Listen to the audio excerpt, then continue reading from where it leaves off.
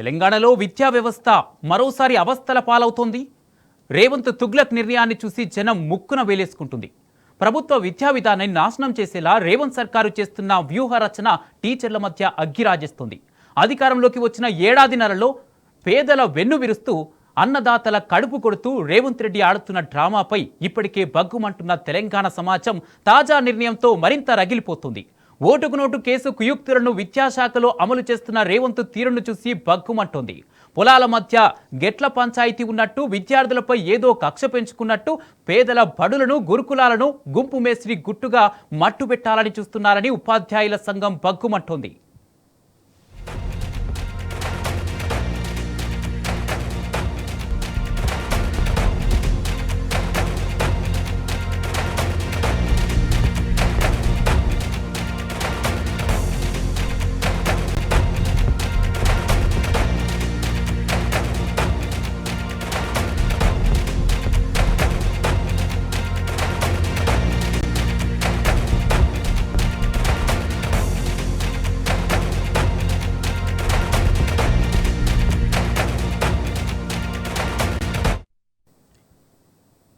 తెలంగాణలో ప్రభుత్వ విద్యా వ్యవస్థపై ఎక్కడలేని పగ పెంచుకుంటున్న రేవంత్ రెడ్డి అదే చేత్తో గురుకులాలను నాశనం చేయాలని కుట్ర చేస్తున్నాడు.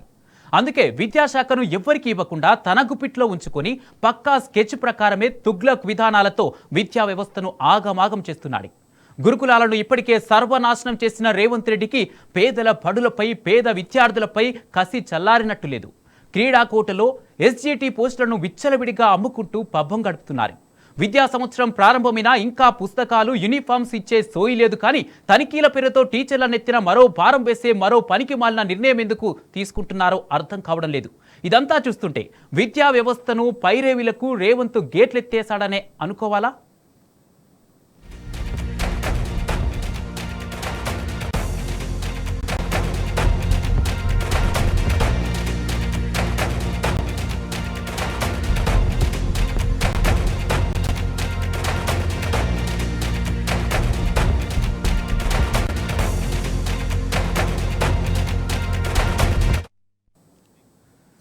టీచర్లు తనిఖీలకు వెళితే బడుల్లో విద్యార్థులకు పాఠాలు ఎవరు చెప్తారన్న ఇంగిత జ్ఞానం రేవంత్ సర్కార్కు లేదా?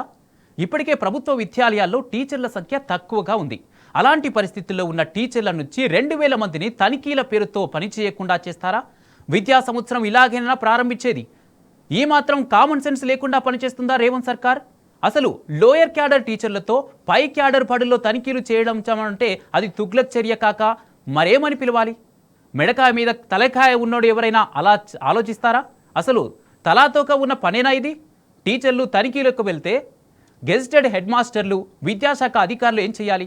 ఇది విద్యాశాఖ పర్యవేక్షణ అధికారులను అవమానించడం కాదా? జాబ్ చాట్ లేకుండా జరిపే తనిఖీల వల్ల అనుకోని సమస్యలు తలెత్తితే అందుకు బాధ్యులెవరు? బాధ్యత ఎవరిది? ఇంతలా తెలంగాణ సమాజం మీద పగబడుతూ పబ్బం గడుపుకుంటున్న రేవంత్ రెడ్డిని ఏమని పిలవాలి? ఎందుకు గౌరవించాలి? దాదాపు 2% ఆఫ్ టీచర్స్ అంటే ఫర్ ఎగ్జాంపుల్ 1,00,000 మంది ఉంటానంటే 2,000 మంది 2,000 మంది అంటే ఒక సబ్జెక్ట్ సంబంధించినటువంటిది రకాలుగా సబ్జెక్టు వైజ్గా తీసుకుంటున్నారు. ప్రాథమిక పాఠశాల లోపల సబ్జెక్టు వైజ్గా, అదేవిధంగా యూపీఎస్లో సబ్జెక్టు వైజ్గా, ఉన్నత పాఠశాల సబ్జెక్టు వైజ్ తీసుకున్నప్పుడు మరి అనేక మంది టీచర్లు దీనికే పరిమితమైనటువంటి అవసరం ఏర్పడుతుంది. ఎందుకంటే ప్యానెల్ ఇన్స్పెక్షన్ అనేది ఆ మండలంలో ఉన్నటువంటి ఆ ఎంఈఓ లేదా సీనియర్ హెడ్ మాస్టరు లేదా ఎంఎన్ఓ కలిసి ఆ మండలంలో ఉన్నటువంటి పరిధిని లేదా పక్క మండలం లోపల చేస్తే బాగుంటుంది. కానీ అది కాకుండా మరి ప్రత్యేకంగా టీచర్లను పెట్టి అది సంవత్సరం పొడవునా చేయడం అనేటువంటిది మరి పాఠశాల లోపల ఇబ్బందికరమైనటువంటి వాతావరణం ఏర్పడుతుంది. ఇంకా ఆలోచన చేయాల్సింది కోరుతున్నాం. ఇంకొక రెండో విషయం ఏంటంటే మొన్ననే ట్రైనింగ్ అయిపోయింది, తర్వాత బడిబాట అయిపోయింది, తర్వాత పిల్లలు ఇప్పుడిప్పుడే వస్తున్నారు, క్లాసులు కరెక్ట్గా జరుగుతున్నటువంటి క్రమం లోపల మళ్ళీ వర్క్ అడ్జస్ట్మెంట్ జూలై వరకు ఉందని చెప్పడము, ఇవన్నీ జరుగుతున్న క్రమం లోపల ఏదైనా ఒక విద్యార్థి చదువు అంటే క్వాలిటీ ఎడ్యుకేషన్, నాణ్యమైన విద్య అందించాల్సిన బాధ్యత ఉపాధ్యాయుల పైన ఉంది, కాదనడం లేదు. కానీ కొంత సమయం ఇచ్చాల్సినటువంటి అవసరం ఉంది. ఎందుకంటే బేస్ లెవెల్ టెస్ట్ పెట్టమన్నారు. బేస్ లెవెల్ టెస్ట్ పెట్టిన తర్వాత 25 నుంచి 30 మధ్యన పెట్టమన్నారు. పెట్టిన తర్వాత వాళ్ళ యొక్క రిజల్ట్స్ ఏంటిది అనేటువంటిది ఆన్లైన్ చేస్తారా, రిపోర్ట్ తీసుకుంటారా ఉంటుంది. అప్పుడు వాళ్ళకు కొంత సమయం ఇచ్చి వాళ్ళ యొక్క లెవెల్స్ పెరిగేటట్లుగా చేసి ఆ తర్వాత ఇన్స్పెక్షన్ పెట్టిందంటే కొంత బాగుంటుంది. ఆ ఇన్స్పెక్షన్ కూడా ఎంఈఓ ద్వారానే ఆ మండలంలో ఉన్న సీనియర్ హెడ్ మాస్టర్, ఆ మండలంలో ఉన్నటువంటి సీనియరు సబ్జెక్ట్ ఎక్స్పర్ట్తో సహా వెళ్ళినట్లయితేనంటే కొంత అవగాహన ఉంటుంది, ఇంప్రూవ్మెంట్ కావడానికి బాగుంటుంది. రేవంత్ రెడ్డికి తెలంగాణ భౌగోళికం తెలియదు, మన నీళ్లు తెలియవు, నదులు తెలియవు, నది బేసిన్ల మీద మినిమం బేసిక్ నాలెడ్జ్ కూడా లేదు. ఇక విద్యా వ్యవస్థ మీద అసలు విషయమే లేదు. అసలు ఈయన రాజకీయ నాయకుడు ఎలా అయ్యాడు, ముఖ్యమంత్రి పీఠం మీద ఎలా కూర్చున్నాడు? తెలంగాణ జనం నెత్తి నోరు కొట్టుకుంటున్నది అందుకే. ఇంకా 3.5 ఏళ్ళు ఈయన్ని ఎలా భరించాలరా బాబు అంటూ గుండెలు బాదుకుంటుంది. అవును, తెలంగాణ ప్రజలు మాట్లాడుకుంటున్న ఈ మాటలు చెప్పాలంటే బాధేస్తుంది. స్టూడెంట్స్కు నాలెడ్జ్ పంచే స్కూళ్ల మీద రేవంత్ రెడ్డి ఎందుకింతగా కక్ష పెంచుకుంటున్నాడో అర్థం కావడం లేదు. కింది క్యాడర్తో పై క్యాడర్ పడుల్లో తనిఖీలు చేయాలన్న ఆలోచనకు అర్థమేమిటో తెలియక టీచర్లు గగ్గోలు పెడుతున్నారు. పాఠశాలల తనిఖీల ఉత్తర్వులపై తెలంగాణలో ఆగ్రహావేశాలు రగులుతుంటుంటే రేవంత్ సర్కారు నిమ్మకు నీరెత్తినట్లు వ్యవహరిస్తుండటం దారుణం. ఉపాధ్యాయ సంఘాలైతే రేవంత్ తుగ్లక్ నిర్ణయాన్ని నిర్బంధంగా వ్యతిరేకిస్తున్నాయి. ఉపాధ్యాయుల్లో పంచాయతీ పెట్టడం ఏంటని మండిపడుతున్నాయి. బడుల తనిఖీల ప్రక్రియను ఎండగడుతున్నాయి. భవిష్యత్తు కార్యాచరణను ప్రకటించాలని నిర్ణయించాయి. తెలంగాణ రాష్ట్ర అధ్యక్షుడు రాష్ట్ర ప్రభుత్వం ఒక 2 రోజుల ముందర తీసుకొచ్చిన ఉత్తర్వు ఉపాధ్యాయుల్లో 2% మందిని తనిఖీల కోసం నియమించినట్టుగా ఉత్తర్వు తీసుకురావడం అనేది జరిగింది. ఈ ఉత్తర్వు వల్ల ప్రభుత్వ విద్యారంగం పూర్తిగా కొలాప్స్ అయ్యేటువంటి అవకాశం ఉంటుంది. ఇది శాస్త్రీయమైనటువంటి విధానం కాదు. పర్యవేక్షణాధికారులను నియమించకుండా, ఎంఈఓను నియమించకుండా టీచర్ల నుంచే తనిఖీలు చేయాలనేటువంటి ఉత్తర్వు ఇవ్వడం అనేటువంటిది సరైనటువంటిది కాదు. ఇది విద్యా బోధనకు తీవ్రమైనటువంటి ఆటంకం కలిగించేటువంటి అంశం. అది ఎంఈఓ పోస్టులు నింపాల్సినటువంటి బాధ్యత ఉన్నది. డిప్యూటీ డిఓ పోస్టులు నింపాల్సినట్టు అవసరం ఉన్నది. ఎంతటి దౌర్భాగ్యం అంటే 33 జిల్లాల్లో కేవలం 4 మాత్రమే రెగ్యులర్ డిఓ, 4 జిల్లాలకు మాత్రమే రెగ్యులర్ డిఓలు ఉన్నటువంటి సందర్భం. మిగతా జిల్లాలకి డిఓ పోస్టులు లేవు. మొత్తం ఇన్ఛార్జీలుగా పనిచేస్తున్నారు. వాళ్ళకు పర్యవేక్షణలో అనుభవం లేదు, వాళ్ళకు ట్రైనింగ్ లేదు. కాబట్టి ఈ పర్యవేక్షణ చేయడం శాస్త్రీయమైనటువంటిది కాదు. అట్లా కాకుండా ప్రభుత్వం ఇట్లాంటి అనాలోచితంగా ఈ ఉత్తర్వులన్నీ తీసుకురావడం వల్ల ప్రభుత్వ విద్యారంగాన్ని మొత్తం కొలాప్స్ అయ్యేటువంటి అవకాశం ఉంది. ఇది చాలా కాన్షియస్ గా ప్రభుత్వం చేస్తుంది అనేటువంటి దృక్పథాన్ని డిటిఎఫ్ వ్యక్తం చేస్తున్నది. కాబట్టి తప్పనిసరిగా ఇప్పుడు ఈ మొన్న ఇచ్చినటువంటి 2% ఉపాధ్యాయులు ఎవరైతే తనిఖీలకు నియమించబడతారో వాళ్ళ ఆ ఉత్తర్వులు వెంటనే తక్షణం ఉపసంహరించుకోవాలని చెప్పేసి డిటిఎఫ్ డిమాండ్. నిజానికి పాఠశాల విద్యాశాఖలో చాలా కాలంగా తనిఖీలు, ఇన్స్పెక్షన్ అన్న మాట లేదు. ఆ ప్లేస్లో సపోర్టింగ్, సూపర్విజన్ అనే పదాన్ని ఎక్కువగా వాడుతున్నారు. తనిఖీల పేరుతో అధికారులు, టీచర్లను భయపెడుతున్నారన్న ఉపాధ్యాయ సంఘాల అభిప్రాయం మేరకు సపోర్టింగ్, సూపర్విజన్ అనే పదాలనే వినియోగంలోకి తీసుకొచ్చారు. కానీ తాజాగా విడుదల చేసిన ఉత్తర్వుల్లో ఇన్స్పెక్షన్ అన్న పదాన్ని వాడారు. కింది క్యాడర్ టీచర్లతో హై క్యాడర్ వాళ్ళు పనిచేస్తున్న స్కూళ్లలో తనిఖీలు చేయడం ఏంటన్న ప్రశ్నలు ఉత్పన్నమవుతున్నాయి.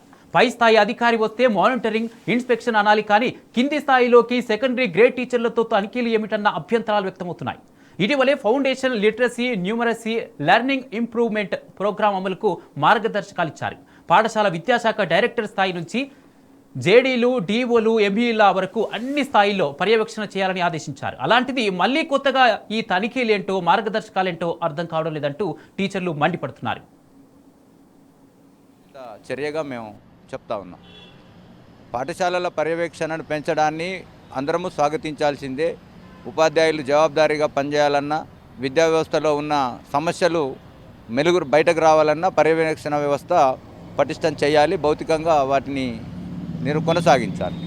కానీ ఇవాళ ఎంఈఓ పోస్టుల ఖాళీ భర్తీ గురించి మాట్లాడకుండా, డిప్యూటీ ఐఓస్ పోస్టులను, డిప్యూటీ ఈఓ పోస్టుల మంజూరు గురించి మాట్లాడకుండా, వాటి భర్తీ కోసం చేపట్టాల్సిన చర్యలు చేపట్టకుండా ఇలా పనిచేస్తున్న ఉపాధ్యాయుల నుంచి 2% ఉపాధ్యాయుల్ని పర్యవేక్షణ కోసం వినియోగించుకుంటామని చెప్పి ప్రభుత్వం అధికారులు తీసుకున్న నిర్ణయం చాలా తప్పు. అలాంటి వ్యవస్థ వల్ల విద్యా వ్యవస్థకు జరిగే మేలు కంటే నష్టమే ఎక్కువ ఉంటుంది. పర్యవేక్షణ పోస్టులను భర్తీ చేయడం ద్వారా అవసరమైతే ఇంకా నూతనంగా మండలాలకు అవసరమైన పోస్టులను అదనంగా పోస్టులను మంజూరు చేయాలని మేము టీఎస్యూటీఎఫ్ గత కొన్ని రోజుల నుంచి అడుగుతున్నాం. అయ్యా, పర్యవేక్షణ వ్యవస్థ పటిష్టం చేయాలంటే మండల స్థాయిలో 2 ఎంఈఓలు ఉండాలి. అని చెప్పి అడిగాం. అట్లాగే నియోజకవర్గానికి హై స్కూళ్ళను పర్యవేక్షించాలంటే ప్రతి నియోజకవర్గానికి ఒక డిప్టీ ఎడ్యుకేషనల్ ఆఫీసర్ ఉండాలని. మరి అలాంటి సూచనలను ప్రభుత్వం పట్టించుకోకుండా, అధికారులు పట్టించుకోకుండా, కనీసం ప్రతిపాదనలు కూడా తయారు చేయకుండా ఇవాళ ఉపాధ్యాయుల్ని వినియోగించుకుంటామని చెప్తా ఉన్నారు. ఉపాధ్యాయులపైన పర్యవేక్షణ చేయించేటప్పుడు వాళ్ళు ఇచ్చిన సర్కులర్లో చాలా లోపాలు ఏంటంటే, ఒకటి స్కూల్ అసిస్టెంట్గా ఉన్న వ్యక్తి కూడా హై స్కూల్ని పర్యవేక్షిస్తారని చెప్తున్నారు. మరి హై స్కూల్ హెడ్ మాస్టర్ కంట్రోల్లో ఉంటుంది. ఒక హై స్కూల్ హెడ్ మాస్టర్ను కంట్రోల్ చేస్తూ పర్యవేక్షణకు వెళ్లాల్సిన అధికారి ఆ హెడ్ మాస్టర్ స్థాయి కంటే ఉన్నత స్థాయి అధికారి ఉండాలి. మరి ఒక స్కూల్ అసిస్టెంట్ ద్వారా మీరు హై స్కూల్ని పర్యవేక్షణ చేయిస్తామంటే ఇది ఏ రకమైన నిర్ణయం అనేది ఒక ఆలోచన చేయాల్సిన అవసరం ఉంది. అందుకే ఈ విషయంలో మేము రాష్ట్ర ప్రభుత్వానికి కానీ లేదా రాష్ట్ర విద్యాశాఖ అధికారులకు కూడా రిప్రజెంట్ చేస్తూ ఉన్నాం. అభిప్రాయాలు మార్చుకొని పర్యవేక్షణ పోస్టులను, అది ఎంఈఓలు కావచ్చు, డిప్యూటీ ఎడ్యుకేషన్ ఆఫీసర్ కావచ్చు, లేదా కొత్తగా మంజూరు చేసి అయినా సరే వాటిని భర్తీ చేయడానికి చర్యలు తీసుకోవాలి తప్ప ఇలాంటి ప్రత్యామ్నాయాల ద్వారా ఏదో చేస్తున్నట్టుగా ప్రకటన చేసుకున్నానికి పనికొస్తుంది తప్ప దీనివల్ల విద్యా వ్యవస్థకు నష్టం లేదు. ఉపాధ్యాయుల మధ్య అనవసరమైన స్పర్ధలు సృష్టించడానికి పనికొస్తుంది తప్ప ఇది లాభకరమైనది కాదని చెప్పి మేము మీ ద్వారా ప్రభుత్వానికి, విద్యాశాఖ అధికారులకు తెలియజేస్తా ఉన్నాం. ఉన్నమాట ఉన్నదున్నట్టు చెప్పుకోవాలి. తెలంగాణలో రేవంత్ సర్కారు వచ్చిన ఏడాదిన్నరలో విద్యాశాఖపై పర్యవేక్షణ పూర్తిగా గాడి తప్పింది. కీలకమైన ఈ శాఖకు ప్రత్యేకంగా ఓ మంత్రిని నియమించాలన్న సోయి కూడా లేకుండా ఆ శాఖను తన జేబులో పెట్టుకుని తుగ్లక్ నిర్ణయాలు తీసుకుంటున్నారని రేవంత్ రెడ్డిపై టీచర్లు నిప్పులు చెరుగుతున్నారు. ఆ మాటకొస్తే కాంగ్రెస్ అధికారంలోకి వచ్చిన తర్వాత పర్యవేక్షణ అధికారుల పోస్టుల భర్తీ ఎప్పుడో అటకెక్కింది. రాష్ట్రంలో 523కు పైగా ఎంఈఓ పోస్టుల్లో ఇన్ఛార్జీలే ఉన్నారు. రెగ్యులర్ డిప్యూటీ ఈఓలు 4 ఉన్నారు. డిఈఓ పోస్టులు 10కి పైగా ఉండగా కేవలం 4 మాత్రమే రెగ్యులర్ డిఈఓలుగా పనిచేస్తున్నారు. విద్యా బోధనతో సంబంధం లేని బోధనేతర సిబ్బంది అయిన అసిస్టెంట్ డైరెక్టర్లకు డిఓలుగా అదనపు బాధ్యతలను అప్పగించారు. ఇవన్నీ పక్కన పెట్టేసి పోస్టుల భర్తీకి పూర్తిగా అటకెక్కించి టీచర్ల వేలితో వారి కళ్ళలోనే పొడవాలని కుట్ర చేస్తున్నాడు రేవంత్ రెడ్డి. మార్పులకు శ్రీకారం చుడతామని, విద్యా రంగంలో పెను మార్పులకు మరొక అవకాశం కల్పిస్తామన్న ప్రభుత్వం ఉపాధ్యాయులకు మండల విద్యాశాఖ అధికారుల నియామకం చేయలేక, డిప్టీ ఎడ్యుకేషనల్ ఆఫీసర్ నియామకం చేయలేక, పర్యవేక్షణ పోస్టులను నింపలేక చిట్ట చివరికి ఎంచుకున్న అస్త్రం పాఠశాలలో పనిచేస్తున్న ఉపాధ్యాయులే పర్యవేక్షణ అధికారులుగా పనిచేయాలనే కొత్త కోణంలో ఇటీవల వెలువడిన ఉత్తర్వులను చూసినట్టయితే విద్యారంగం విస్మయానికి గురి చేసిన పరిస్థితులు కనిపిస్తున్నాయి. మరి ప్రత్యేకంగా ఈరోజు తెలంగాణ రాష్ట్రంలో 600 పైచిలుకు మండలాల్లో పనిచేసే ఎంఈఓలు ఇన్ఛార్జ్ హెడ్ మాస్టర్లుగానే పనిచేస్తున్నారు. జిల్లా డిప్యూటీ డిఓలుగా పనిచేసే నాదులే లేరు. కానీ మా పాఠశాలల పర్యవేక్షణ సంబంధించిన ఉపాధ్యాయుల చేత మరొకసారి పాఠశాలలో మా టీచర్లే మమ్మల్ని మరి పర్యవేక్షణ చేయడం అనేది సరైనది కాదు. పర్యవేక్షణ అంటే నాపై అధికారి ఉండాలి, నాతో సమానమైన అధికారి నన్ను పర్యవేక్షించలేడు.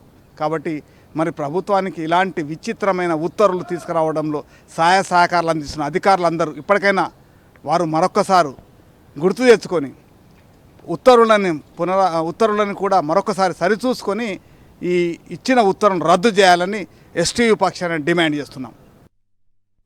ఇక్కడ ముఖ్యమైన మాట చెప్పుకోవాలి. గెజిటెడ్ హెచ్ఎంలు పనిచేస్తున్న పాఠశాలలో స్కూల్ అసిస్టెంట్లతో తనిఖీలు ఎలా చేయిస్తారన్నదే ప్రధాన ప్రశ్న.